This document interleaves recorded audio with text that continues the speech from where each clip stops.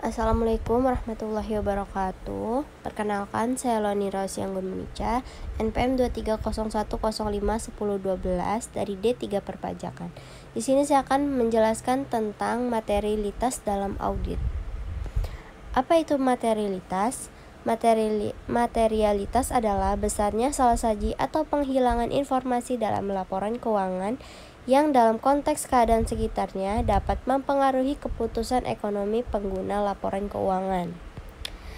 Berbagai tingkat materialitas. Yang pertama itu ada materialitas untuk laporan keuangan secara keseluruhan. Tingkat materialitas yang digunakan untuk mengevaluasi kewajaran laporan keuangan secara keseluruhan. Yang kedua, materialitas kinerja atau perform materiality.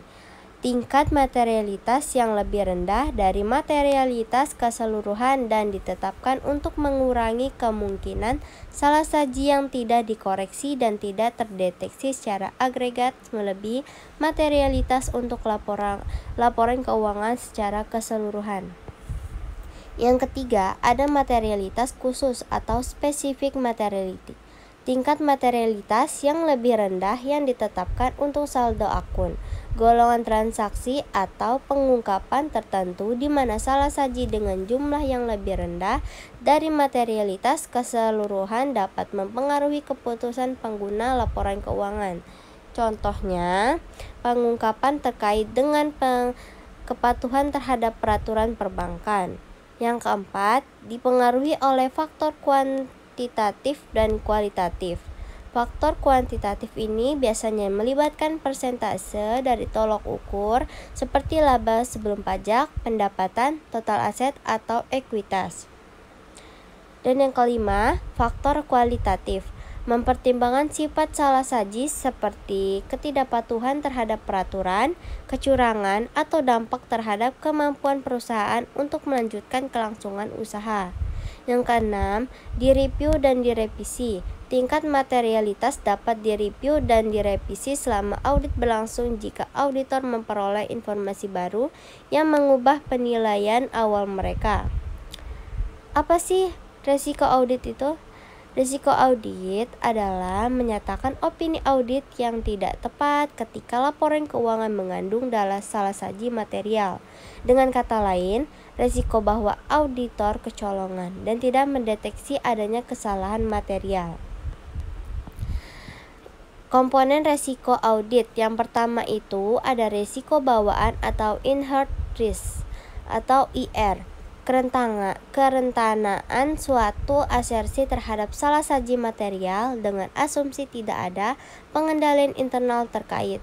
Faktor-faktor yang mempengaruhi resiko bawaan ini meliputi sifat bisnis entitas, kompleksitas transaksi, integritas manajemen, dan faktor ekonomi. Contohnya itu, yang pertama ada asersi terkait dengan estimasi akuntansi yang kompleks memiliki resiko bawaan yang lebih tinggi. Yang kedua, resiko pengendalian atau control risk atau CR. Risiko bahwa salasaji material yang mungkin terjadi dalam suatu asersi tidak akan dicegah atau dideteksi dan dikoreksi secara tepat waktu oleh pengendalian internal entitas. Faktor-faktor yang mempengaruhi ini yang pertama itu meliputi desain dan implementasi pengendalian internal. Contohnya, jika tidak ada pemisahan tugas yang memadai dalam proses penerimaan kas, risiko pengendaliannya lebih tinggi. Yang ketiga, ada resiko deteksi atau detection risk atau DR. Resiko bahwa produser yang dilakukan oleh auditor untuk mengurangi resiko audit ke tingkat yang dapat diterima tidak akan mendeteksi adanya salasaji material yang mungkin ada dalam suatu asersi. Resiko deteksi dipengaruhi oleh efektivitas prosedur audit yang dilakukan oleh auditor dan penerapannya oleh auditor. Auditor dapat mengendalikan tingkat resiko deteksi melalui sifat, waktu, dan luas prosedur audit. Contohnya tuh yang pertama, jika auditor hanya melakukan pengujian substantif yang terbatas, resiko deteksinya tinggi. Hubungan dan pengaruh pada audit itu tuh yang pertama dari hubungannya tuh materialitas dan resiko audit berbanding terbalik. Materialitasnya tinggi, resiko audit yang dapat diterima rendah, dan sebaliknya. Pengaruhnya itu pengaruh kepada auditnya ini memiliki materialitas dan resiko audit mempengaruhi perencanaan audit, prosedur audit atau sifat waktu luas, dan evaluasi hasil audit.